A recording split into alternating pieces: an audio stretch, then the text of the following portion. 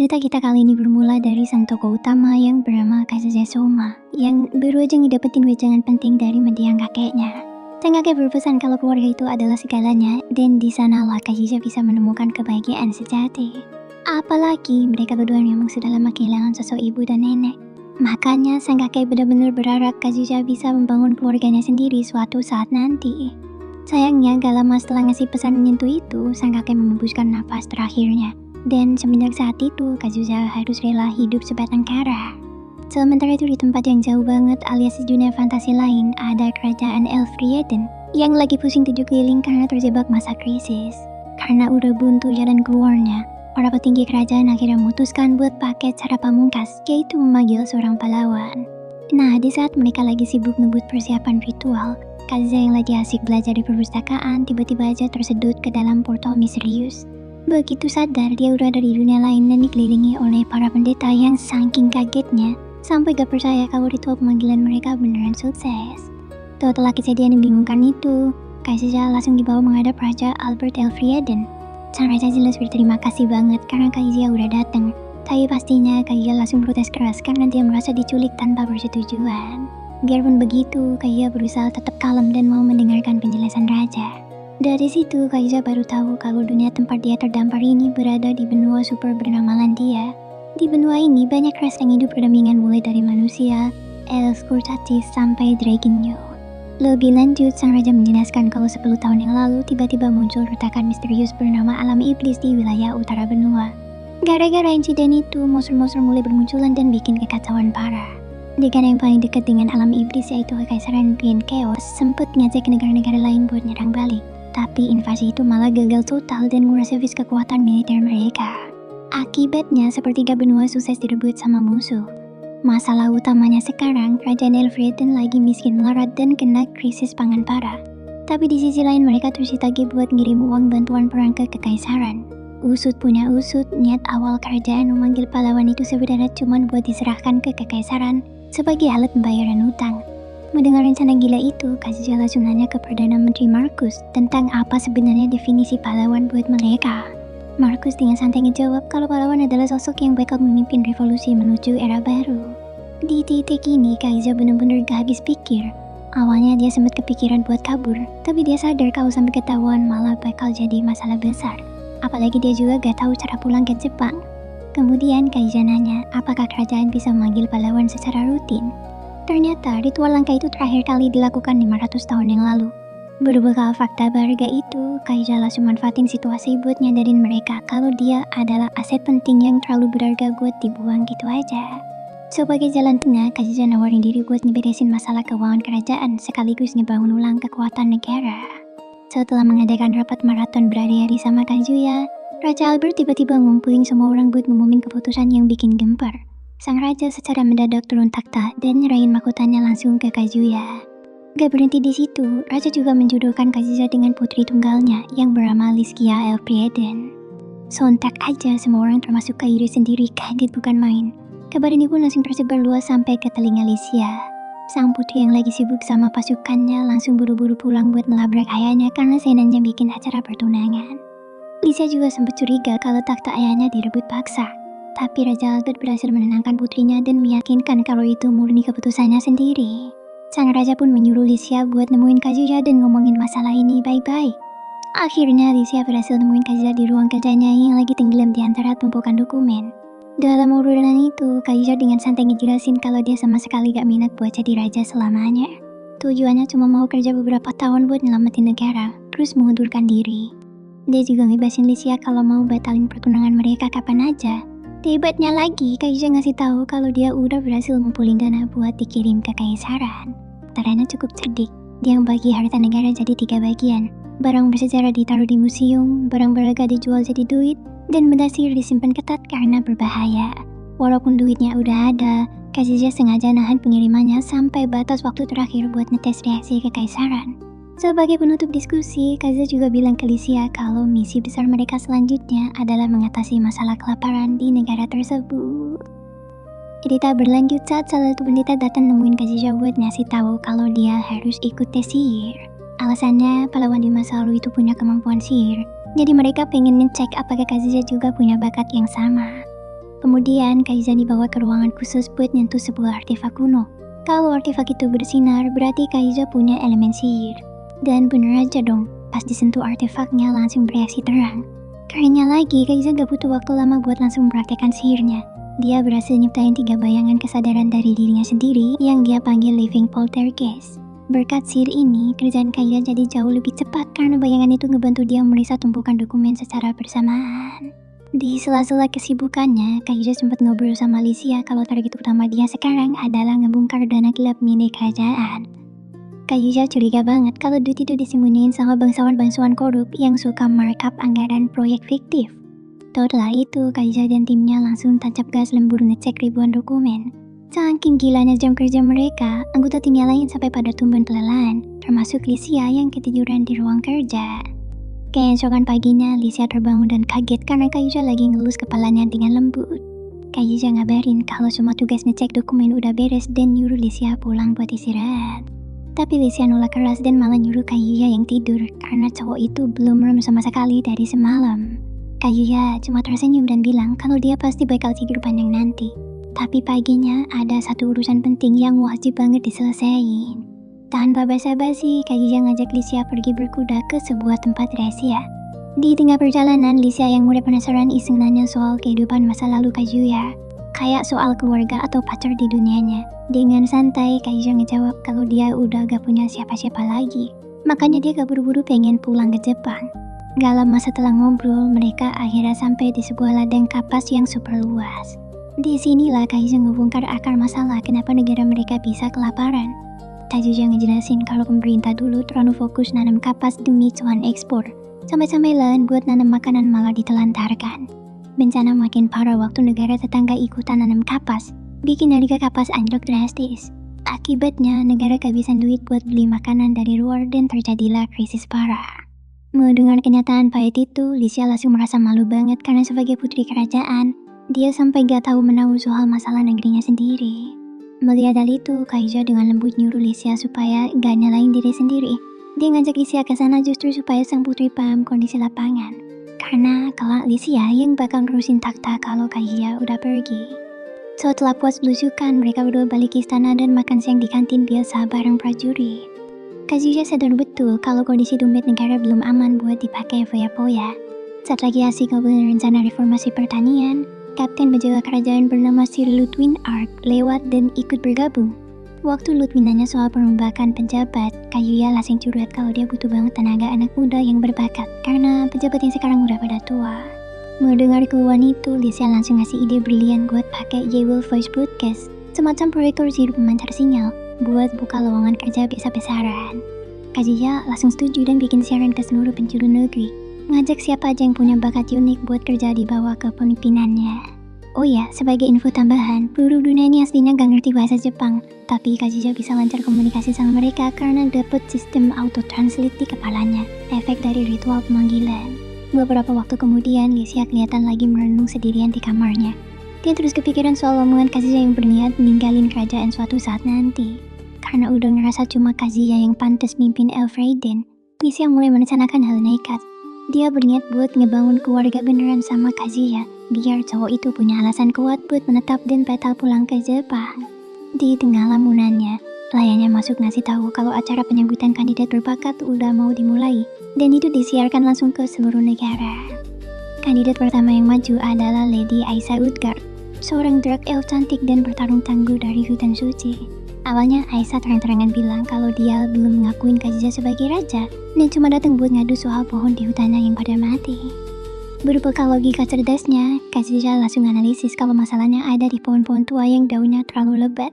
Itu nutupin sinar matahari buat tunas yang baru tumbuh. Kazuya ngasih solusi buat nebang pohon yang udah tua itu. Saking takjubnya dengan solusi simpel tapi masuk akal itu, Aisa langsung berlutut dan bersumpah setia sehidup semati ke Kazuya.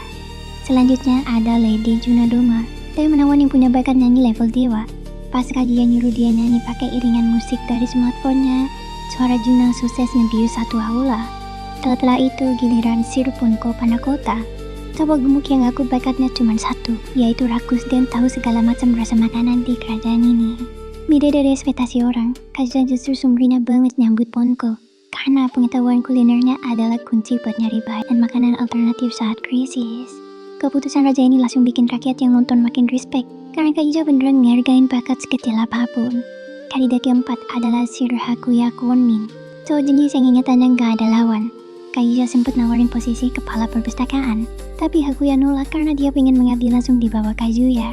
Hakuya ngaku udah ngetes kecerdasan Kajija lewat keputusan yang nerima Punko tadi. Kajija yang puas sama jawaban analitis Hakuya langsung minta ngobrol tertutup nanti. Singkat cerita, Hakuya inilah yang nantinya bakal jadi Perdana Menteri andalan Kazuya yang dijuluki sebagai Perdana Menteri berpakaian hitam. Kandidat terakhir adalah Lady Tomoe Inui, gadis kecil dari ras serigala mistik yang punya kemampuan telepati buat ngomong sama hewan dan monster. Kaisha langsung sadar kalau anak ini pasti pengungsi. Pas gilirannya maju, Tomoe minta izin buat ngebisikin rahasia besar ke Kazuya. Meski Kazuya sempat kaget setengah mati dengar bisikan itu, dia berhasil pasang muka datar biar publik gak curiga. Begitu acara siaran kelar, Kazuya langsung bawa Tomoe ke ruang rahasia dan ngumpulin orang-orang kepercayaannya. Di situ Tomoe ngaku kalau dia pernah ngobrol sama monster anjing di hutan yang ternyata adalah pengintai dari pasukan Raja Iblis. Gila gak tuh? Yang lebih bikin merinding, monster itu malah nyuruh Tomoe buat lari nyelamatin diri. Kaisha langsung sadar kalau kemampuan Tomoe ini bisa mengubah sejarah karena buktikan kalau iblis bisa diajak komunikasi. Tapi di sisi lain, ini bahaya banget. Kalau negara lain tahu Elfreden bisa ngobrol sama iblis, mereka bakal dicap pengkhianat dan diserang habis-habisan. Demi melindungi nyawa Tomoe dari incaran musuh, Markus ngasih ide brilian supaya Kazuya mengabusi Tomoe secara hukum. Dengan status anak angkat raja, Tomoe bisa tinggal lama di dalam kastil tanpa dicurigai oleh orang-orang. Awalnya Tomoe ragu karena mikinin keluarganya, tapi Kazuya janji bakal ngeboyong seluruh keluarganya buat kerja di istana juga. Sebagai kedok, Tomoe ditugaskan buat merawat kuda kerajaan. Pada akhirnya dia pun sepakat. Rahasia besar soal iblis itu pun terkunci rapat-rapat di ruangan tersebut. Cerita berlanjut ke acara masak live bareng sama sang raja. Awalnya, Kazuya dapat kabar kalau si Punko udah balik dari ekspedisi nyari bahan makanan pakai naga terbang Wyvern kerajaan. Makanya bisa super kilat. Tanpa basa-basi, Kazuya langsung nyalain Devil Voice Broadcast buat nyapa rakyatnya. Di siaran itu, dia minta maaf soal krisis kelaparan dan ngasih tahu kalau solusi darurat mereka sekarang adalah ngolah bahan makanan tak lazim yang dibawa Punko. Selanjutnya, Kazuya unjuk gigi masak hidangan laut alias seafood dan akar pohon yang disulap jadi makanan gurih. Gak mau kalah, Punko juga mamerin belalang rasa rebus berbumbu. Para juri yang ngicipin langsung sepakat kalau semua rasanya enak banget dan aman buat dimakan. Nah, yang paling gokil nih, menu traktirannya adalah olahan monster slime. Triknya, slime dipukul tepat di inti nukleusnya biar teksturnya mengeras, terus dipotong-potong kayak mie. Biarpun awalnya ragu, pas Kazuya dan juri ngicipin, ternyata mie slime itu rasanya di luar ekspektasi.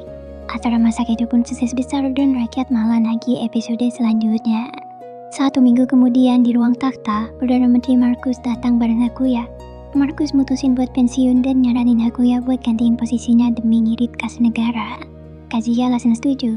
Setelah resmi jadi calon Perdana Menteri, Hakuya nyuruh Kazuya buat ngambil jatah libur karena kelihatan capek banget. Akhirnya, Kazuya pun luluh dan setuju buat kencan santai bareng Lycia dengan dikawal sama Aisyah. Sebelum berangkat, Kazuya sempat mergoki Lycia dan Aisyah lagi asik latihan tanding yang brutal banget. Gilgal mencolok pas keluar istana, Kazuya nyuruh dua cewek itu nyamar pakai seragam akademi militer dan pakai nama samaran. Sesampainya di kota, mereka mampir ke kafe tempat Juna bekerja. Juna yang peka langsung tahu kalau rajanya lagi menyamar. Sambil nyajiin mie slime yang lagi viral berkat siaran kemarin, Juna cerita kalau rakyat terus nagih acara masak itu dilanjutin. Sambil makan, obrolan mereka bergeser ke topik pernikahan. Lycia dengan santai bilang kalau dia gak masalah Kazuya mau poligami.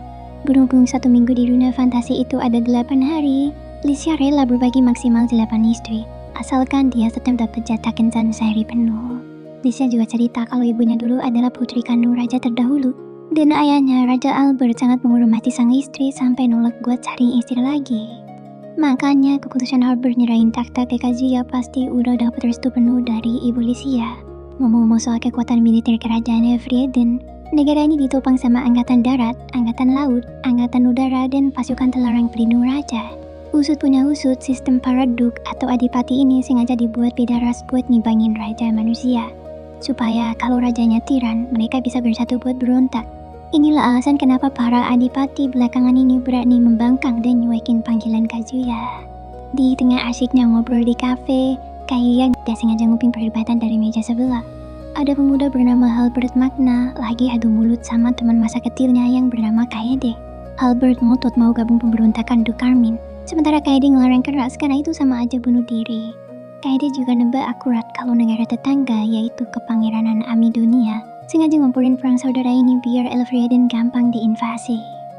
Mendengar obrolan itu, Kayuya langsung melabrak dan bawa mereka berdua ke istana. Kaede pucat pasi dan mohon ampun buat temennya, tapi Kayuya gak marah. Dia malah nyadarin Albert pakai logika tajam. Kalau perang saudara pecah, Albert bakal terpaksa saling bunuh sama Kaede di medan tempur. Sadar akan kebodohannya, Albert langsung ngebatalin niatnya. Setelah itu, ayah Albert yang bernama Glaive Magna datang minta maaf. Kazuya di sini memaafkannya dengan lapang dada dan merombak posisi mereka, yang mana Kaede dipromosikan dan Albert ditarik ke pasukan terlarang buat jadi bawahannya si Kaede. Sebagai penutup chapter, Kayuya sempat mamerin trik sihir barunya ke Lycia pas mereka lagi berduaan di padang rumput. Kazuya ternyata bisa mindahin kesadaran sihir poltergeistnya ke sebuah kostum maskot.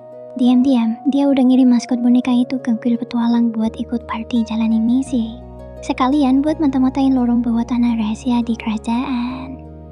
Beberapa hari kemudian, Kaizo ngumpulin pejabatnya buat ngumumin pendanaan mega proyek kota baru bernama Vanity Nova. Kota pesisir ini bakal jadi jantung ekonomi baru dengan jaringan jalan raya yang mulus. Setelah rapat kelar, Kaizo mutusin buat tidur siang. Dan di momen inilah Lycia diam-diam ngibisikin kalau Kazuya adalah satu-satunya cowok yang dia mau. Setelah cukup istirahat, Kazuya, Lycia, dan Aisa pergi ninjau lokasi proyek yang dipimpin sama Lutwin. Sayangnya, Lutwin bawa kabar kurang sedap soal penolakan dari penduduk desa lokal.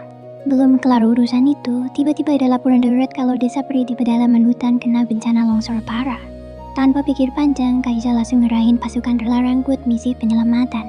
Biar cepat sampai mendahului rombongan logistik Lycia, dia pakai taktik gila, yaitu narik kereta pakai kapak raksasa.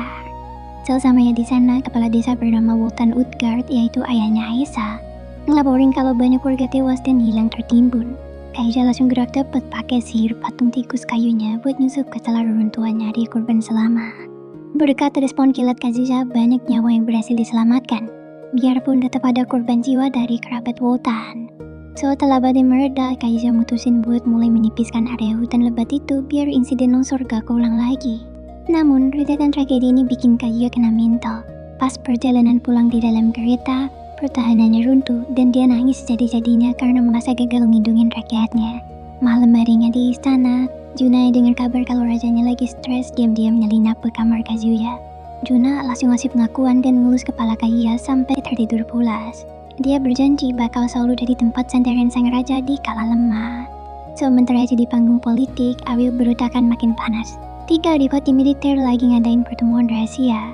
Duke Carmine dan Castor Varga sepakat buat ngebangkang dan mau gulingin Kazuya. Duke Walter udah berusaha keras ingetin kalau perang saudara cuma bakal ngundang musuh dari luar. Tapi peringatan itu sama sekali gak digubris sama kedua rekannya yang udah keras kepala itu. Dan bener aja, penguasa kepangeranan Amidonia yaitu Gaius Amidonia kegirangan ngedenger kabar pepecahan ini dan langsung nyiapin pasukan buat invasi. Menteri Keuangan mereka yang bernama Gatsby Colbert sempat protes panik karena perang cuma bikin rugi dan melanggar perjanjian damai. Tapi Gaius di sini malah mukul dan mecat Colbert secara tidak hormat. Untungnya, putri Gaius yang bernama Roroa Amidonia diam-diam nyegat dan merekrut Colbert buat sebuah rencana rahasia. Di ibu kota Elfrieden, momen penentuan akhirat tiba. Kaizo ngasih ultimatum ketiga adipati. Sesuai dugaan, cuman Exo Walter yang menyatakan setia.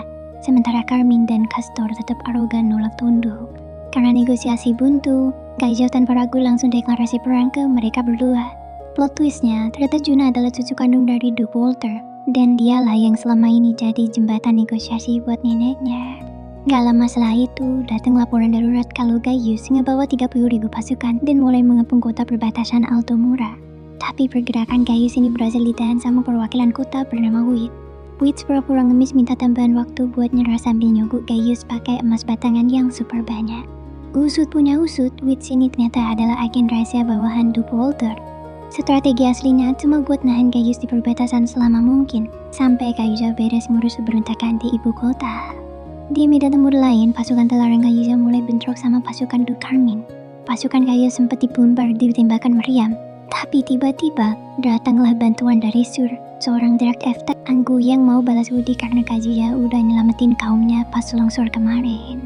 Berkat bantuan Sur, ancaman meriam berhasil dibereskan dan pasukan musuh dipukul mundur dari benteng. Perang perebutan kekuasaan pun di sini resmi dimulai. Kembali ke medan pertempuran di benteng, ada sebuah pemandangan yang sukses bikin Halberd dan Kaede shock berat. Di luar dugaan, pasukan angkatan udara yang tadinya dikira musuh tiba-tiba datang menukik dari langit untuk membantu pasukan terlarang. Usut punya usut, kejadian mengejutkan ini bermula dari taktik gila Kazuya pada hari sebelumnya. Cerita pun mundur ke belakang, di mana Kazuya ternyata diam-diam menginvasi markas angkatan udara, yaitu Red Dragon City. Kazuya menggunakan sebuah kapal perang laut raksasa bernama Albert yang udah dimodifikasi dengan roda-roda besar agar bisa ditarik melintasi daratan. Tentu aja, pemandangan absurd ini langsung memancing perhatian. Duke Castor Vargas yang panik langsung mengutus putrinya yang bernama Carla beserta pasukan kesatria terbang untuk menghancurkan kapal darah tersebut. Setelah Carla dan pasukannya bersusah payah menumbangkan kapal raksasa itu, ia baru menyadari ada yang tidak beres. Carla menemukan fakta bahwa kapal itu ternyata cuma umpan kosong yang dikendalikan oleh sihir kesadaran milik Kazuya. Di saat itulah, Carla sadar bahwa mereka telah masuk perangkap. Rencana Kazuya yang sebenarnya adalah memancing seluruh pasukan udara keluar sarang, sehingga Castor ditinggalkan sendirian di dalam kastil tanpa pelindungan yang berarti. Dan benar aja, di saat Carla sibuk mengurus kapal umpan di luar, Kazuya dan pasukan intinya menyusup menggunakan jalur masuk rahasia kota dan langsung mengepung kamar Castor. Menyadari dirinya udah kalah telak dan terkepung, Castor akhirnya pasrah.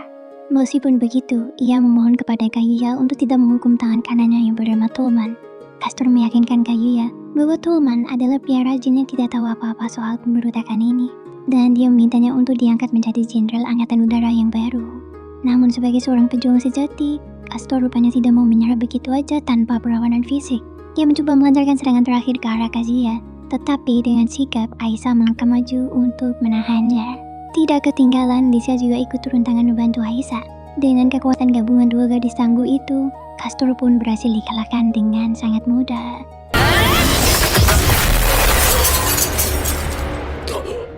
Sebagai tanda takluk, sebuah kerah budak magis dipasangkan di leher Castor. Kerah ini sangat mematikan karena didesain khusus agar pemakainya hanya patuh pada perintah Kazuya. Jika Castor berani macam-macam, kerah itu akan mengencang dan memenggal kepalanya seketika. Tepat setelah Castor berhasil diamankan, Carla tiba-tiba menerobos masuk ke ruangan dengan niat bertarung. Namun, Castor buru-buru menghentikan putrinya dan memberitahu bahwa semuanya udah berakhir, sehingga perlawanan apapun hanya akan sia-sia. Pada akhirnya, kerah budak yang sama juga dipasangkan ke leher Carla untuk memastikan tunduk pada takhta. Setelah situasi terkendali, Kazuya langsung menunjuk Tolman sebagai jenderal pengganti dan memberikannya perintah. Nah, dari rentetan kejadian inilah, angkatan udara akhirnya berbalik arah datang membantu pasukan terlarang di benteng. Sementara itu di kubu pemberontak, Duke Carmine yang menerima laporan tentang bergabungnya angkatan udara dengan Kazuya langsung menyadari bahwa ia telah kalah total dalam perang ini. Para pejabat korup yang panik mulai memberikan ide-ide pengecut, seperti menggunakan warga sipil sebagai tameng hidup untuk menghentikan laju pasukan raja, dan malah memerintahkan asistennya untuk memasangkan kerah budak ke leher semua pejabat korup tersebut. Setelah itu, Carmine duduk pasrah bersiap menanti kedatangan Kazuya untuk menerima hukumannya. Akan tetapi sesuatu yang sangat membingungkan terjadi. Alih-alih menyerbu masuk ke dalam kota untuk menangkapnya, pasukan militer Kazuya malah berbelok menjauh dan melewati kotanya begitu aja. Di sinilah plot twist utamanya terbongkar. Ternyata jauh sebelum perang meletus, ayah Halberd yaitu Glaive Magna sudah diam-diam membocorkan rencana asli Carmine kepada Kazuya saat ia berkunjung ke istana. Glaive membongkar fakta bahwa Carmine sebenarnya tidak pernah berniat mengkhianati kerajaan.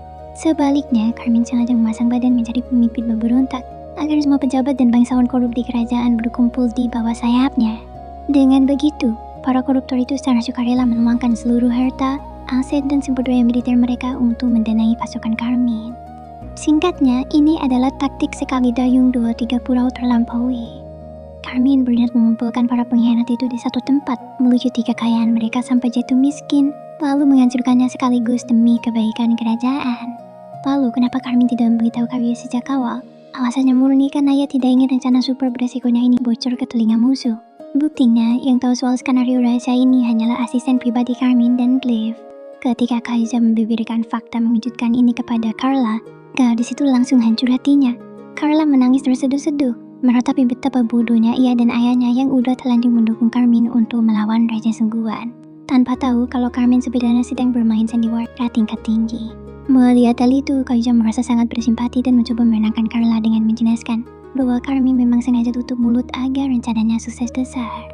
Di akhir percakapan, Carla yang masih ketakutan sempat mengira bahwa ia akan segera dieksekusi mati. Tetapi Kaiuja dengan senyum meyakinkan dan menyatakan bahwa ia sama sekali tidak punya niat untuk melakukan hal kejam tersebut. Sementara itu di Altamura, Gaius yang udah kehabisan kesabaran baru aja bersiap buat menggempur benteng. Tiba-tiba sebuah siaran langsung dari Kaiuja mendadak diputar di seluruh penjuru kota. Dalam siaran itu, Kaiuja dengan santai mengumumkan kalau perang saudara di kerajaannya udah resmi berakhir, yang artinya rencana licik Gaius gagal total. Gak cuma itu, Kaiuja juga berjanji bakal menghukum Gaius karena berani-beraninya nyerang Elfriden. Yang bikin panik, Kaiuja membocorkan kalau saat itu juga pasukan utamanya lagi OTW buat menaklukkan Van, yaitu ibu kota Amidonia. Mendengar ancaman itu, Gaius langsung panik dan buru-buru memutar balik pasukannya buat pulang kampung. Sayangnya, perjalanan pulang mereka nggak mulus sama sekali. Di tengah jalan, tepatnya di sebuah lembah, mereka disergap habis-habisan sama Juna dan pasukan elitnya. Akibat penyergapan ini, pasukan Gaius gugur massal. Dari yang awalnya bawa 30.000 prajurit, ini cuma tersisa 15.000 orang aja. Itu pun dalam kondisi fisik yang udah capek banget. Walaupun begitu, Gaius dan sisa pasukannya dengan sisa-sisa tenaga akhirnya berhasil sampai ke Van. Tapi sialnya mereka malah disuguhi pemandangan horor. Kaiuja dan pasukannya ternyata udah sampai duluan dan nongkrong di ibu kota mereka. Karena udah kepalang tanggung, Gaius nekat memerintahkan pasukannya buat terus maju menyerang. Di kubu Elfriden, Ludwig, Aisa, dan Lycia langsung maju memimpin pasukan militer mereka buat meladeni amukan Gaius.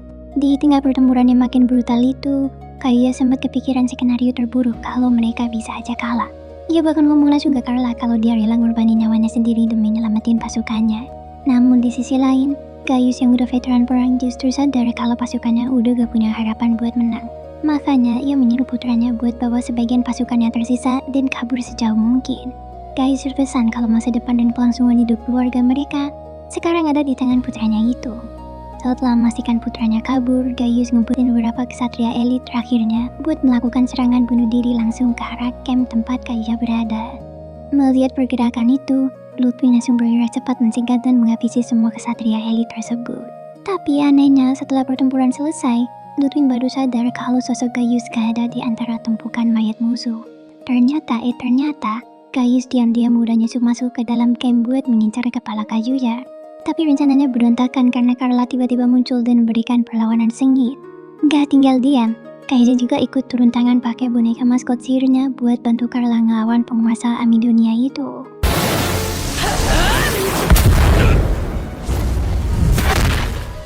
Setelah pertarungan hidup dan mati yang lumayan alot, Gaius akhirnya berhasil dikalahkan. Walau jadi musuh, Kaiuja tetap respect dan ngakuin kalau Gaius bertarung layaknya pria sejati yang namanya bakal terus dikenang dalam sejarah. Dengan tumbangnya Gaius, kerajaan Elfriden resmi menang total. Sementara itu di tempat lain, Roroa yang dapat kabar kalau ayahnya gugur di medan perang cuma bisa nangis dalam diam.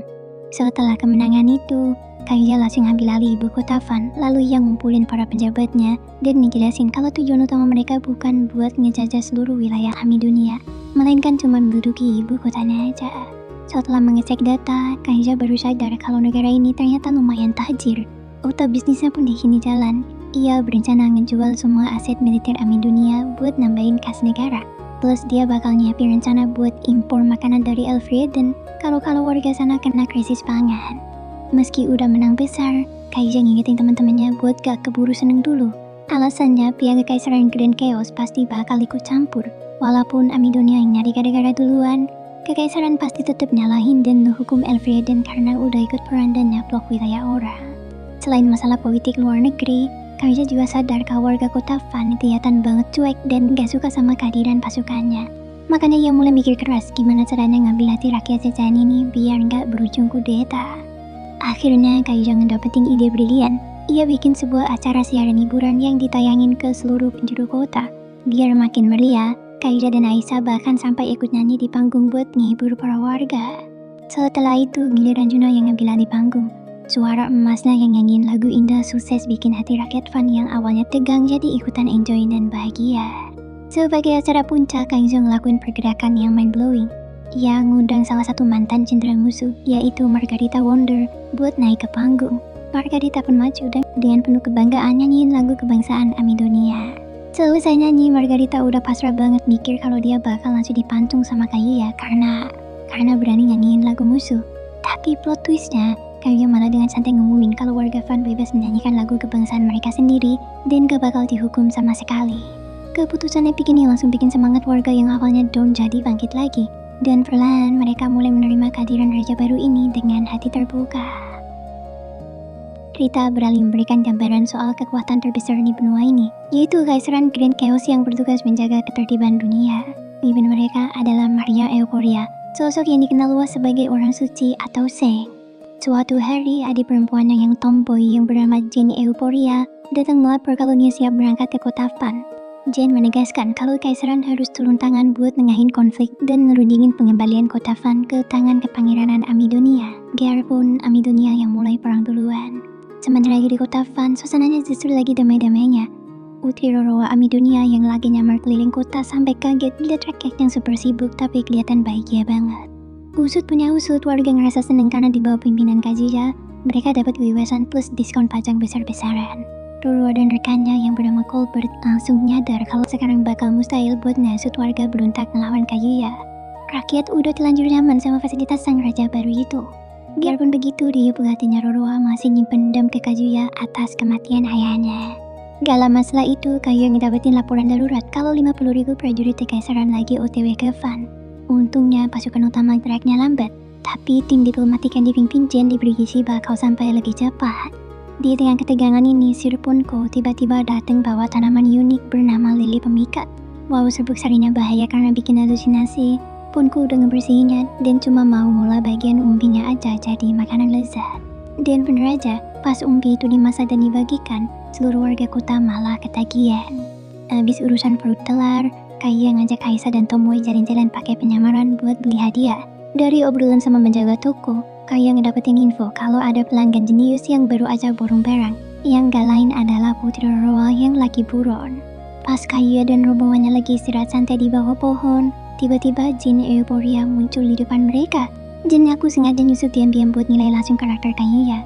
Dia di sini memuji Kaya sebagai ahli detik jenius. Tapi dia juga ngingetin kalau konflik wilayah ini harus diselesain di meja perundingan. Sepeninggal Jane, Kaya langsung putar otak nyiapin mental buat debat besok. Tau sampainya di kediaman, Kaya ngebagiin hadiah, termasuk kalung mahal buat Lycia yang bikin sang putri senyum bahagia. Di sisi lain, mantan Raja Albert dan istrinya yaitu Elisa yang ada di ibu kota juga lagi ngobrol santai. Mereka sepakat kalau nyerahin takhta ke Kazuya adalah keputusan paling legend dan terbaik yang pernah mereka buat. Kembali ke Fan, Kaya lagi asik latihan sihir bareng Aisa dan Lycia. Dari obrolan mereka, terungkap fakta unik kalau penyihir elemen kegelapan di kerajaan itu cuma ada 3 orang, yaitu Tomoe, Kaiza, dan Elisa. Pas lagi seru-serunya ngobrol, Juna datang manggil Kaiza buat meeting tata kota bareng Perdana Menteri Hakuya. Di ruang kerja, Haku yang ngejelasin proyek renovasi kota Fan. Kaiza ngasih arahan cerdik buat gak ngubah tampilan luar kota biar gak micu penolakan warga. Tapi yang paling iseng, Kaiza nyuruh Ludwin buat ngukir nama-nama pahlawan kerajaan Elfreden di 8 jembatan baru yang baru aja beres dibangun. Tujuannya simpel tapi damage-nya kena mental. Kalau nanti Fan beneran dikembaliin ke Pangeran Julius Amidonia, nama-nama itu bakal terus mengantui Julius. Kalau Julius nekat ngancurin jembatan vital itu demi gengsi, rakyatnya pasti bakal ngamuk. Akhirnya momen yang ditunggu-tunggu pun tiba. Jane dan Julius datang ke ruang takhta buat negosiasi. Begitu masuk, Julius dengan arogannya langsung untuk kota Fan dikembaliin. Tapi Kaiza langsung skakmat Julius dengan fakta kalau Amidonia yang invasi duluan. Dan maksa Julius buat minta maaf. Kaiza juga nolak balikin kotanya dan nyuruh Julius lihat sendiri keluar jendela. Betapa sejahteranya warga Fan sekarang. Ditambah lagi Haku yang ngeluarin bukti dokumen sabotase yang dilakuin Amidonia. Saking muaknya denger Julius ngeluh, Kaiza akhirnya ngusir Julius keluar ruangan biar dia bisa debat tempat mata sama Jane. Setelah Julius diusir, Jane dan Kaiza mulai ngobrol serius. Di sini, Jane ngebocorin rahasia negara. Ternyata, daging musri itu rasanya manis dan biasa dimakan sama pasukan Kekaisaran. Kaiza yang otaknya jalan langsung nyimpulin kalau kaum iblis mungkin nganggep musri itu cuma sebatas hewan ternak peliharaan. Kaiza ngewanti-wanti keras biar rahasia ini jangan sampai bocor. Soalnya manusia bisa aja rasis dan nyamain ras beastman kayak Tomoe sebagai hewan buruan juga. Lanjut ke inti debat, Kaguya tetap nolak balikin Van. Jen akhirnya ngeluarin ancaman 50.000 pasukannya. Nah di sinilah Kaguya ngebongkar tujuan aslinya, yang mana dia cuma mau meres Amidonia bayar ganti rugi perang. Jen nawarin jalan tengah, yang mana Van dikembaliin asalkan Amidonia bayar denda gila-gilaan pakai mata uang kekaisaran. Kaguya setuju karena denda ini bakal jadi teror psikologis buat negara lain biar gak berani macam-macam. Gak cuma itu, Kaguya nolak kedatangan perjanjian damai tapi malah nawarin aliansi rahasia sama kekaisaran. Kaguya janji Elfreden bakal jadi tameng pelindung dari monster, dan sebagai gantinya dia ngasih alat komunikasi sihir ke Jen. Saking tagihnya sama inovasi ini, Jen sampai nawarin Kaguya pindah jadi Perdana Menteri Kekaisaran, bahkan disuruh nikahin kakaknya yang bernama Maria. Lysiana dengar pun langsung ngegas posesif, dan Kaguya pun nolak halus tawaran itu karena dia udah setia sama Elfrieden. Pas lagi cari udara segar di luar, Jen ngebocorin satu rahasia lagi, yang mana iblis cuma bisa ngomong satu kata, yaitu Divalroi, yang diduga adalah nama raja iblisnya. Ngedengar nama itu, kepala Kaguya mendadak pusing karena merasa nggak asing. Sampai di sini Lysia harus mapan dia balik ke kamar. Keesokan harinya, Julius dipanggil buat dengar hasil rapat. Awalnya dia lega Van dikembaliin, tapi pas aku yang nyebutin nominal ganti ruginya setara dengan 2 tahun anggaran negara, Julius langsung ngamuk. Tentu aja ini taktik licik Kaguya biar Amidonia miskin dan gak bisa ngebangun militer lagi. Kaguya juga nyita alat sihir dan buku-buku perpus Amidonia sebagai jaminan utang. Lucunya Julius malah nanyain adiknya Roroa jadi tawanan, atau gak cuman karena dia parno adiknya bakal ngerebut takhta. Kaguya cuma bisa giling-giling kepala ngeliat kelakuan abang yang satu ini. Begitu urusan kelar, Kaguya dan rombongan balik ke Elfreden diiringi tangisan warga Van yang takut hidup menderita lagi di bawah pimpinan Julius. Di akhir cerita, Jen sampai di Kekaisaran dan nyeritain semua taktik jenius Kaguya ke kakaknya. Maya langsung kegirangan dan setuju sama aliansi itu. Sang orang suci ini benar-benar terpesona dan menganggap Kaguya sebagai pahlawan revolusi intelektual yang sesungguhnya. Buat ngerayain kemenangan, Kaguya ngadain pesta kumpul-kumpul santai bareng para petualang. Dia ngutus Lysia buat ngucapin terima kasih karena parti petualang pimpinan Juno dan kawan-kawan udah berjasa besar mengevakuasi warga sebelum perang meletus. Nah, di tengah kemeriahan itu, tiba-tiba muncul maskot boneka buatan Kaguya yang ikutan hadir karena dia juga terdaftar sebagai petualang. Juno lagi asik nawarin minuman ke maskot itu, dan petualang lain pun ikutan. Mereka ngira ada orang beneran di balik kostum yang lagi nyembunyiin identitas. Anehnya, si maskot mau aja nenggak minuman sampai akhirnya tumbang dan mabuk berat. Semua orang jelas bingung gimana ceritanya sebuah kostum bisa mabuk. Pas prajurit datang bawa maskot itu balik ke kastil, terungkaplah sebuah fakta kocak. Ternyata Kaguya sendirilah yang ada di dalam kostum itu. Usut punya usut, dia sengaja nyamar buat pelarian sejenak dari stresnya urusan politik dan dia cuma pengen sosialisasi santai. Setelah posisi istirahat, Kaguya harus kembali ngadepin kenyataan pahit. Dia pergi ke sel tahanan buat nemuin Duke Carmine. Awalnya Kaguya datang bawa niat baik dan muter otak nyari cara biar Carmine gak perlu dieksekusi. Apalagi Lysia udah nganggap Carmine kayak ayahnya sendiri. Tapi sayangnya, Carmine nolak keras. Dia ngutuk terus dihukum mati bareng bangsawan korup lainnya biar rencana rahasia pemberontakan palsu mereka ikut terkubur. Mendengar hal itu, Kaguya ngerasa marah sekaligus hancur karena orang setianya malah maksa pengen mati. Carmine ngaku kalau dia udah ngerencanain ini sejak awal dan dia cuma berpesan kalau kelak keluarga kerajaan yang bakal nyeritain kebenaran aslinya. Sebagai bentuk penghormatan terakhir biar Carmine gak dipermalukan lewat eksekusi publik, Kaguya ngasih anggur beracun yang mematikan tapi tanpa rasa sakit. Carmine berterima kasih. Dia nitipin Lysia ke Kaguya, lalu minum anggurnya dan mengembuskan nafas terakhir dengan damai. Kaguya pun keluar dari sel dengan wajah sedih dan nyampein kabar duka ini ke Lysia yang berusaha tegar nahan tangisnya. Beralih ke tempat lain, Kaguya kelihatan lagi video call sama Jen pakai alat sihir buatan Kaguya. Jen bawa kabar baik kalau kakaknya Maria setuju sama semua usulan Elfreden dan malah terpesona banget sama sosok Kaguya. Di sela-sela obrolan, Jen salah fokus ngeliat gunungan buku di belakang Kaguya. Rupanya itu buku sitaan dari Amidonia yang lagi disalin sendirian sama Kaguya. Saking takjubnya ngeliat dedikasi itu, Jen sampai nawarin jabatan kepala pustakawan di Kekaisaran. Tapi langsung ditolak halus karena Kaguya udah setia mati sama Kaguya. Setelah telepon ditutup, Kaguya nggak sengaja nemu buku berisi gambar lukisan Putri Roroa dan langsung bisa nebak siapa pelukisnya dari ciri khas coretannya. Sementara itu di tempat persembunyiannya, Dorwa lagi dilarang keluar rumah sama Colbert sampai situasi bener-bener aman. Beberapa waktu kemudian, Kaiya ngadain upacara penghargaan besar-besaran buat para pelayan setianya. Ayah Halbert yaitu Siglev dikasih wewenang ngelola kota Rendel dan mengatur pasukan angkatan darat. Selanjutnya, Aisa resmi diangkat jadi pengawal pribadi raja. Nah, pas giliran ayah Aisa yaitu Wotan yang disuruh minta hadiah bebas, dia malah minta Kaiya buat nikahin Aisa dan jadiin dia ratu kedua. Sontak semua orang di ruangan jadi syok, tapi Licia malah santai banget dan nyuruh Kaiya buat nerima. Dan akhirnya Kaiya pun setuju. Gak mau kalah ngeliat momen itu, Duke Walter juga maju pas giliran cucunya yaitu si Juna dipanggil. Walter terang-terangan mohon biar Kaiya nikahin Juna juga. Kaiya sempet nolak halus dengan alasan Juna masih dibutuhin jadi host siaran kerajaan. Tapi dia janji bakal nikahin Juna segera setelah mereka nemu host penggantinya. Mendengar janji manis itu, Juna langsung kegirangan. Kini tibalah saatnya ngurus sisa pemberontak.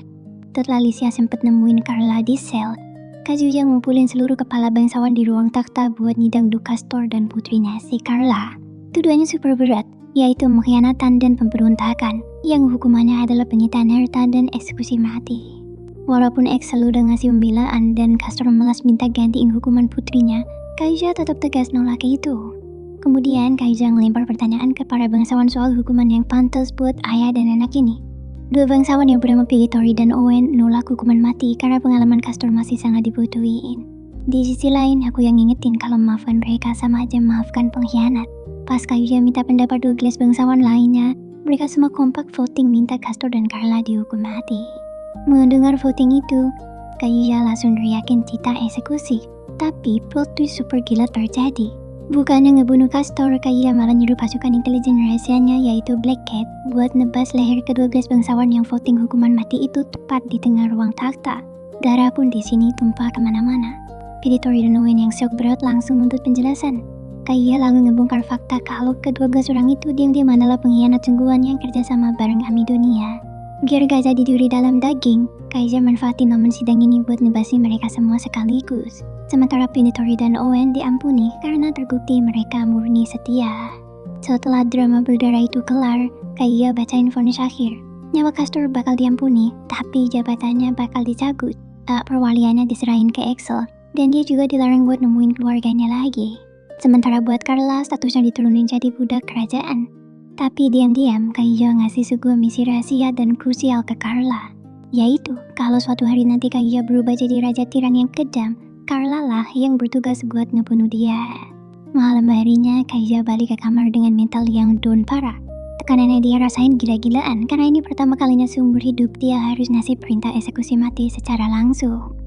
Untungnya, kedua calon istrinya yaitu Licia dan Aisa datang nemenin, ngasih pelukan hangat, dan menghibur sampai perasaannya membaik. Sebagai adegan penutup yang ngegantung, jauh di sana Putri Dorwa kelihatan lagi diam-diam nyusun sebuah rencana besar bareng Colbert dan pelayannya.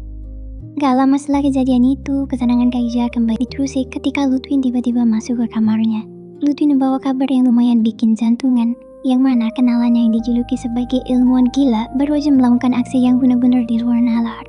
Karena penasaran, Kaiya dan Licia akhirnya mengikuti Ludwig pergi ke tengah hutan untuk menemui ilmuwan bernama Genia Maxwell tersebut.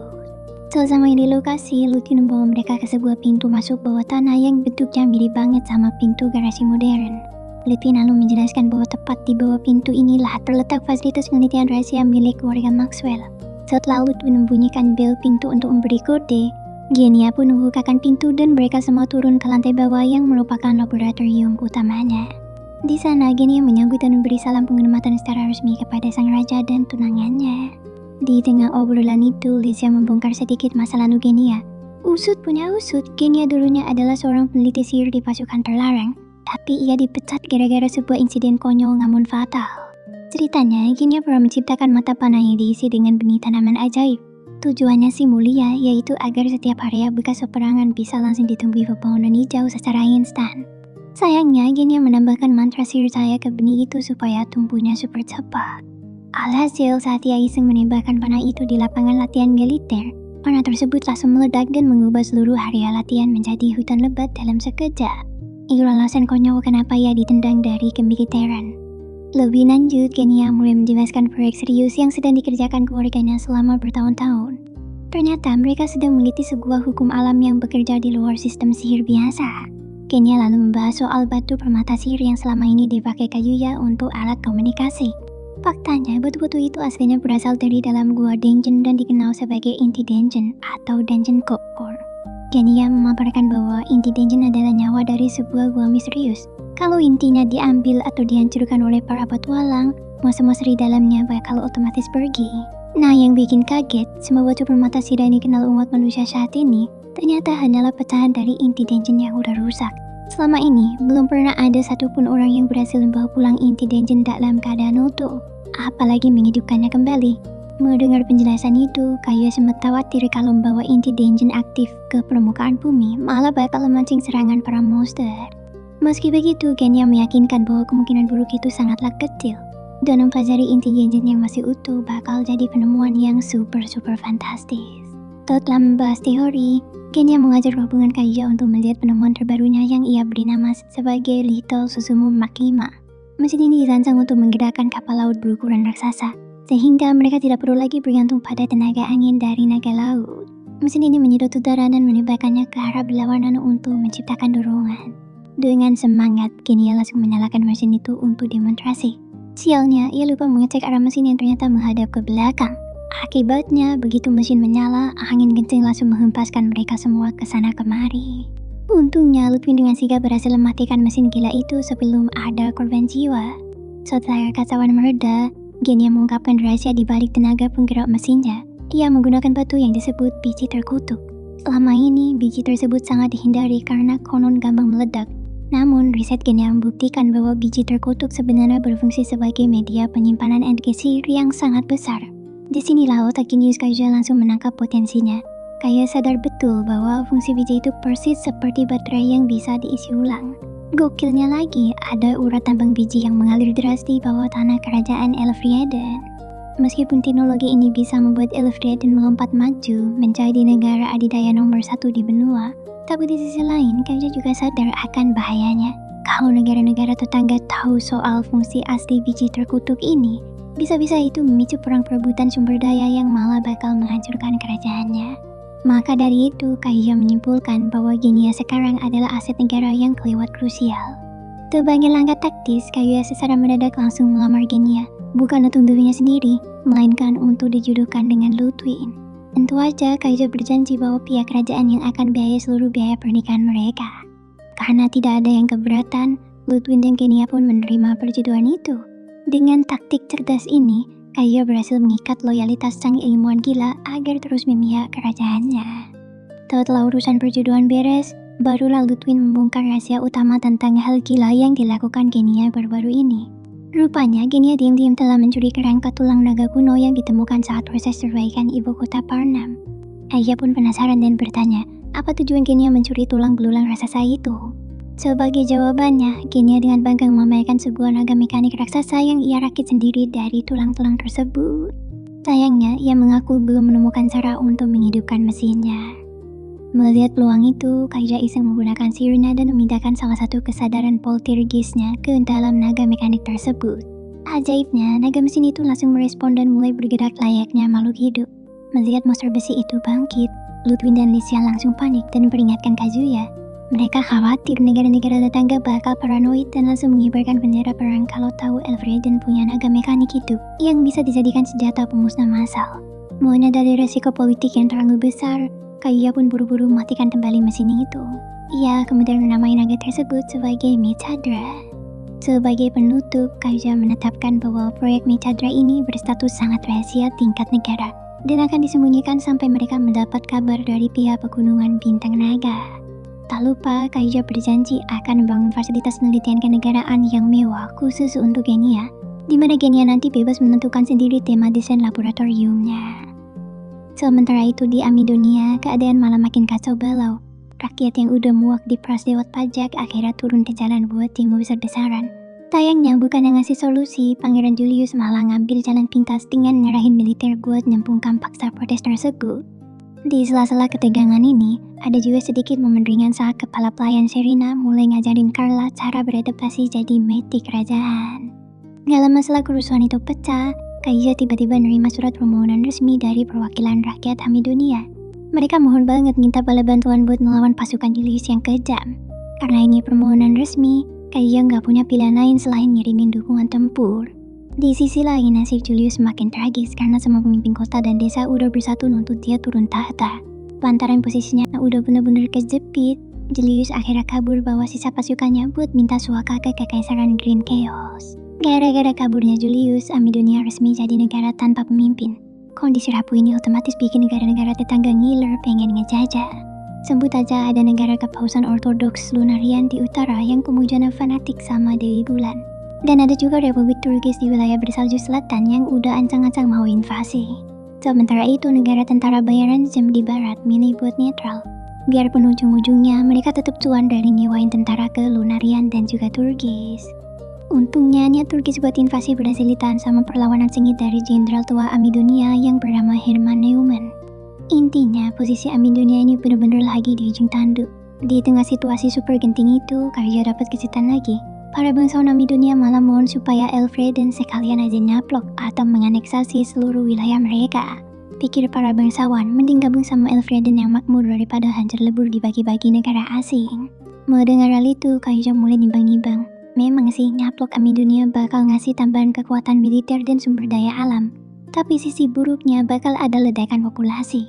Padahal Elfreden baru aja lolos dari krisis pangan. Jadi ngasih makan jutaan mulut baru jelas jadi tantangan berat. Belum lagi mereka sekarang bakal berbatasan langsung sama negara-negara asing yang rawan konflik. Setelah muter otak cukup lama, Kaija akhirnya ngambil keputusan berani. Dia setuju buat menganeksasi Amidonia. Kazuya juga nyuruh biar keputusan ini segera diumumin ke publik biar gak ada negara lain yang berani ikut campur. Buat jaga-jaga, dia langsung mutus Duke Walter buat niagain armada laut demi ngelindungin Amidonia dari serangan dadakan. Langkah selanjutnya, Kazuya ngundang dua tokoh kunci Amidonia ke istana, yaitu mantan Menteri Keuangan Colbert dan Jenderal Herman. Aiza ngucapin terima kasih karena mereka udah berhasil nyatuin suara rakyat. Colbert lalu di sini nyerahin semua dokumen keuangan negaranya. Di luar dugaan, Kaija malah langsung ngangkat Colbert jadi Menteri Keuangan buat kedua wilayah sekaligus. Setelah itu, Jenderal Herman juga ngasih hadiah spesial berupa pasukan serigala elit. Nah, pas Kaija lagi asik menginspeksi pasukan serigala itu, tiba-tiba aja muncul Putri Roroa dari arah bawah.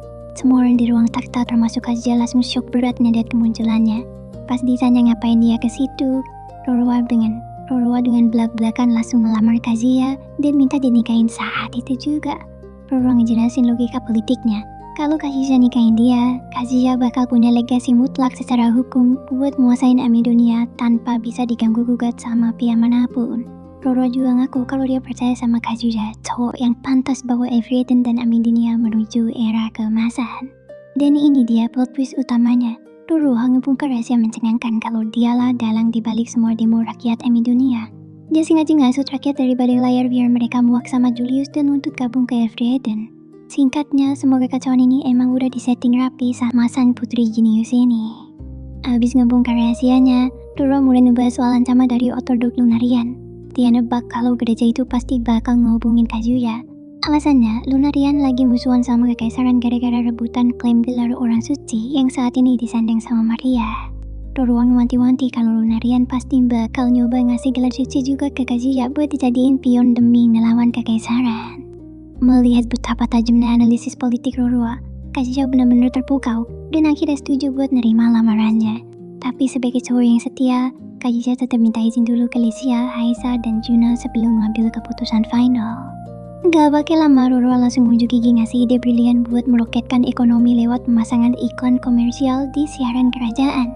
Dengan restu semua pihak, berita pertunangan Kazuya dan Roroa diumumin dengan megah. Lewat pernikahan dan aneksasi ini, kedua negara resmi melebur jadi Kerajaan Persatuan Elfreden dan Amidonia yang kelak bakal dipanggil sebagai Kerajaan Fredonia. Setelah urusan dalam negeri stabil, Kazuya langsung video call sama Maria pakai alat sihir. Kazuya ngejelasin alasan logis kenapa dia harus nyaplok Amidonia, yaitu murni demi nyegah krisis kemanusiaan. Untungnya Maria super pengertian dan maklumin tindakan pragmatis Kazuya. Biarpun begitu, Maria tetap mengingetin kalau musuh sejati umat manusia tetaplah Raja Iblis. Di obrolan santai itu, Kazuya juga ngeyakinin Maria kalau dia gak tertarik sama sekali dengan tawaran gelar dari Lunarian.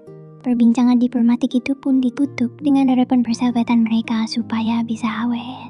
Keesokan paginya ada kejadian epik di kamar Kazuya. Licia dan Aisyah yang baru masuk mergoki Roroa lagi tidur pula satu ranjang sama Kazuya. Jelas saja kedua tunangannya itu langsung cemburu berat. Hampir panik, Kazuya buru-buru ngejelasin kalau semalam mereka cuma begadang ngebahas ekonomi sampai ketiduran. Dan dia bersumpah gak terjadi apa-apa di antara mereka. Setelah berhasil tenangin kedua tunangannya, suasana berubah jadi hangat. Sebagai penutup manis di arc ini, Licia tiba-tiba menatap Kazuya dan bertanya, kapan sang raja ingin mulai mencoba memiliki anak? Dengan senyum mantap, Kazuya langsung menjawab bahwa ia ingin segera memulainya saat itu juga. Cerita berlanjut pas Kazuya sadar satu masalah krusial, yang mana kerajaannya butuh banget orang-orang pintar biar birokrasi negara nggak lemot. Sebagai info tambahan, praktik perbudakan di benua ini ternyata masih legal. Biarpun hukumnya bilang majikan harus baik, nyatanya banyak oknum jahat yang tega nyiksa budak mereka sampai tumbang. Nah, di tengah kerasnya dunia perbudakan ini, kita dikenalin sama pemuda bernama Ginggir Kamus. Dia baru aja dapat warisan bisnis budak dari kakeknya yang meninggal. Kamus ini sebenarnya dilema, apakah mau lanjutin bisnis gelap ini atau langsung jual semua budaknya demi uang cepat. Melihat nasib mereka lagi di ujung tanduk, ada budak cantik bernama Sandria yang beranikan diri buat mohon ke Kamus. Sandria curhat kalau kakek Kamus dulu itu majikan yang baik banget. Di sisi lain, Kamus emang dasarnya pengen tobat dan merintis bisnis baru yang lebih bersih. Makanya Sandria mohon supaya kalau mereka dijual, tolong cariin pembeli yang gak hobi nyiksa orang. Karena gak tega, Kamus akhirnya janji gak bakal asal jual. Sambil nunggu pembeli yang bener, langkah pertama yang dia lakuin malah ngebeliin mereka baju yang layak dan membawa mereka ke sekolah. Tujuannya cerdas banget, kalau para budak ini jago matematika dan baca tulis, nilai jual mereka pasti naik dan bakal narik minat pembeli dari kalangan bangsawan yang lebih terpelajar. Pas lagi belajar, terungkaplah fakta mewujudkan kalau Sandria ternyata aslinya udah pinter banget. Pas ditanya Kamus, Sandria curhat kalau masa lalunya kelam, yang mana akhirnya kena tipu lintah darat sampai terpaksa ngejual dia demi nyelamatin keluarganya. Waktu pun berlalu, dan Kamus mulai panik karena budaknya belum laku-laku. Tapi keberuntungan emang gak akan kemana. Besoknya tempat Kamus tiba-tiba diserbu kelompok bangsawan. Usut punya usut, Kazuya baru aja ngeluarin kebijakan kalau semua bangsawan wajib bisa baca dan tulis. Kebijakan dadakan inilah yang bikin para bangsawan panik nyari asisten pinter buat bantuin mereka kerja. Dalam sekejap, semua budak Kamus ludes terjual, kecuali si Sandria. Saking senengnya ngedapetin asisten pinter, para bangsawan itu bahkan janji bakal nikahin budak-budak itu kalau kerjanya bagus. Kamus bener-bener berterima kasih ke Sandria karena ide naikin nilai jual itu terbukti jenius banget. Lalu tiba-tiba, Kazuya lagi menyamar masuk ke ruangan dan nawar Sandria dengan harga selangit. Tapi dengan tegas Kamus nolak karena dia mau jadiin Sandria karyawan tetap di bisnis barunya nanti. Gak lama setelah itu, Aisyah dan Roroa muncul nyusul Kazuya. Disinilah Kamus baru sadar kalau cowok yang dia tolak barusan adalah rajanya sendiri. Kazuya pun ketawa dan jelasin kalau dia cuma mau ngetes mental Kamus. Ternyata Kazuya punya rencana gede buat ngapus perbudakan pelan-pelan lewat fasilitas negara bernama Pusat Pelatihan Kerja. Jadi, para budak bakal dilatih skill baru dan diangkat jadi pegawai negeri.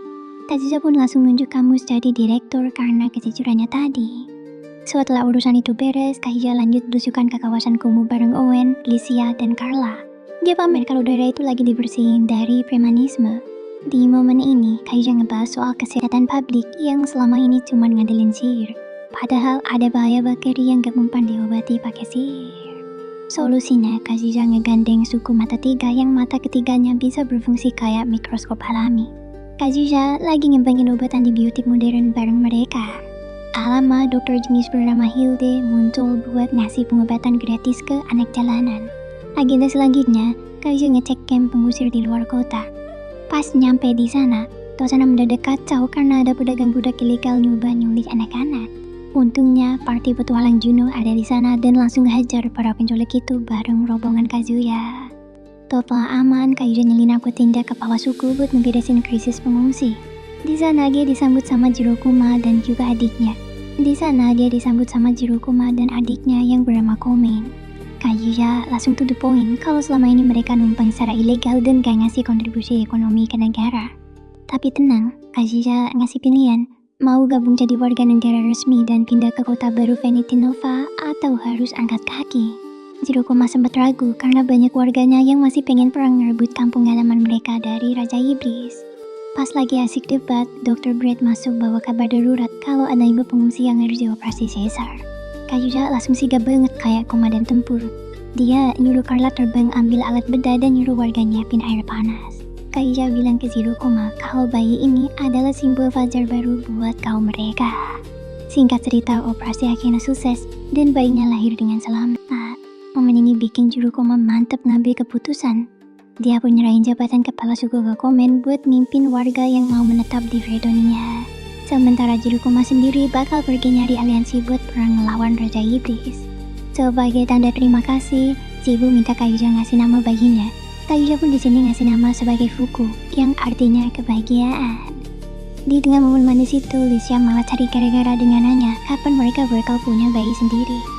Kazuya cuma bisa garuk kepala dan ngelak kalau dia masih butuh waktu buat jadi ayah beneran. Cerita berlanjut dengan anggota penting dari Duke Axel Walter. Dia ngumpulin keempat tunangannya Kazuya buat semacam kelas pranikah. Tujuannya simple, Axel mau ngajarin cewek-cewek ini cara bersikap sebagai calon ratu. Sekalian ngebangun keakraban biar gak ada drama rebutan takhta di masa depan. Nah yang bikin seru, sebelum ngumpulin para cewek, Axel ternyata udah bikin sesi private duluan sama Kazuya.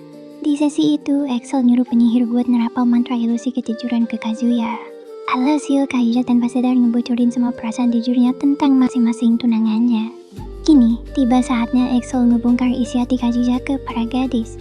Dimulai dari Roroa, Kazuya ngaku suka banget sama sifat yang ceria dan gampang bergaul, biarpun kadang suka main licik. Justru disitulah pesonanya, apalagi Roroa itu jenius banget soal masalah duit.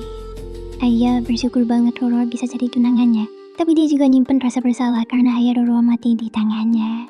Mendengar hal itu, Roroa terharu sekaligus curhat kalau dia sebenarnya gak pernah deket sama ayahnya dan gak pernah nyalain Kazuya karena itu murni kondisi perang. Beralih ke Juna, di mata Kazuya, Juna bukan cuma punya visual bidadari, tapi juga hati yang super lembut. Buat Kazuya, Juna adalah pendamping sempurna yang dia gak akan sanggup kalau harus kehilangannya. Selanjutnya, giliran Aisyah. Lucunya, Kazuya ngedeskripsiin drag elf tangguh ini tuh super menggemaskan, persis kayak hewan peliharaan.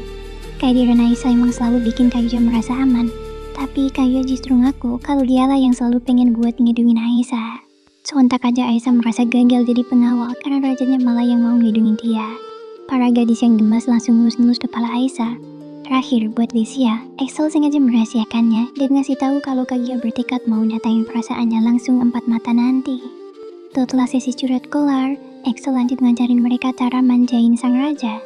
Di sisi lain di Kekaisaran Green Chaos, Jen dan Maria rupanya diem-diem mulai nyusun rencana buat ngadaptasi sistem pusat pelatihan kerja mini Kazuya buat ngurusin budak di wilayah mereka. Kembali ke kerajaan Fredonia. Kaya dan Hakuya lagi pusing 7 keliling mikirin lapangan kerja buat para pengungsi di kota pesisir Venetinova. Masalahnya pengungsi itu rata-rata pemburu, padahal di sana gak ada hutan. Lalu tiba-tiba pahlawan kuliner kita si Punko datang bawa kabar gembira. Dia berhasil ngeracik saus super lezat yang pas banget dimakan sama bunga umbi lili. Kaya dan aku yang langsung dapat mencegahan. Mereka bakal jadiin Venetinova sebagai pusat pabrik saus itu. Jadi para pengungsi bisa langsung dipekerjakan. Beberapa waktu kemudian pas Kazuya lagi asik berduaan sama Lucia, Carla masuk bawa pesan kalau mantan Raja Albert pengen ketemu Kazuya sendirian sekarang juga. Kazuya langsung muncul ke kamar Albert dan Elisa. Albert yang hangat dan ngucapin selamat atas kesuksesan Kazuya nyaplok Amidonia cuma dalam waktu 8 bulan. Di momen ini Kazuya sedikit nyintir karena selama ini Albert terkesan terus-terusan ngehindarin dia. Albert pun menghela napas dan nyatain kalau dia sekarang udah siap ngejawab semua misteri yang selama ini mengganjal di pikiran Kazuya. Tanpa basa-basi, Kazuya langsung nembakin 3 pertanyaan besar. Kenapa Albert langsung nyerahin takhta pas Kazuya baru dipanggil? Kenapa Duke Carmine rela mati dan dicap pengkhianat? Dan kenapa selama ini Albert selalu sembunyi? Sebagai jawaban, Albert mulai cerita masa lalu soal raja yang biasa-biasa aja. Diceritain kalau dulu kerajaan manggil pahlawan cerdas dan lengkap dia jadi Perdana Menteri. Pahlawan ini bukan reformasi hebat, tapi malah bikin bangsawan korup marah. Para aristokrat ini nekan raja, dan biarpun dibela sama jenderal angkatan darat, sang raja yang penakut malah nyerah dan mecat si pahlawan. Jadinya pahlawan itu pun pergi berlindung ke kastil jenderal. Sayangnya petaka sejumurnya baru aja dimulai. Di tahun yang sama negara tetangga ngelancarin invasi besar-besaran. Pas sang jenderal maju perang, gerombolan bangsawan korup tadi malah berontak dari dalam. Pasukan jenderal harus tempur di dua arah. Sampai akhirnya sang jenderal pun digugur, kastil gerebut musuh, dan sang pahlawan juga ikut tewas tragis. Gak lama setelahnya, ibu kota juga ikut terkepung dan juga hancur. Di detik-detik hancuran itulah sang raja baru nyesalin kebuduhannya. Mendengar cerita yang detail banget itu, kayak sampai merinding. Dan disinilah plot twist terbesar di universe itu terungkap. Albert ngaku kalau dia emang diperlihatkan masa depan kelam itu. Ternyata, resesi rayaman kegelapan milik Ratu Elisa adalah Temlik, alias bisa ngirim ingatan memori tragedi itu ke diri mereka di masa lalu. Berkat penglihatan vision itulah, Albert di timeline garis waktu saat ini tahu persis apa yang bakal terjadi kalau dia tetap bertahanin taktanya. Albert juga ngebocorin rahasia masa depan ini ke Duke Carmine. Makanya Carmine rela pasang badan jadi pengkhianat demi mancing bangsawan korup keluar sebelum mereka sempat berontak. Dengan ini, semua pertanyaan Kayuya akhirnya terjawab lunas. Kayuya yang masih shock buru-buru nanya nasib Licia di timeline pertama. Albert dengan sedih ngasih tahu kalau Licia dulu murka banget ayahnya mecat si pahlawan. Lalu dia kabur nyusul ke kastil jenderal. Naasnya, saat berontak nyerang, Licia kemungkinan besar tewas bersama pahlawan itu. Albert juga nyadarin Kazuya kalau di timeline pertama, Kazuya gagal total karena gak punya privilege atau hak istimewa. Berkat keputusan Albert ngasih takhta di timeline kedua inilah, Kazuya punya kuasa mutlak buat pakai siaran Jewel First Broadcast dan sukses ngerekrut orang-orang jenius yang jadi pilar kesuksesannya sekarang ini. Setelah mewariskan kebenaran besar itu, Albert dan Elisa pamit buat bener-bener pensiun dan ngasingin diri ke tempat rahasia yang jauh dari politik. Sebelum pisah, kalian nyoba ngehibur mertuanya dengan teori optimis. Karena jasad Licia dan pahlawan di timeline pertama gak pernah ditemukan, bisa aja mereka berhasil selamat dan hidup bahagia di tempat lain. Di sini, Kaiza juga bersumpah bakal menjaga Licia di dunia ini dengan segenap jiwanya. Malam harinya, Kaiza balik ke kamar dan nikmati momen super romantis berdua sama Licia. Karena udah tahu takdir dan pengorbanan di balik hubungan mereka, Kaiza dengan penuh emosi nyatain kalau dia cinta mati sama Licia dan pengen segera menikahinya. Diiringi suara kembang api tahun baru yang meledak di langit malam, mereka pun berpelukan erat. Sebagai ending yang epik dan mengharukan, Kaiza ngumpulin semua sahabat, tunangan, dan pejabatnya buat ngucapin satu kalimat pamungkas, yaitu, terima kasih karena selalu berada di sisiku.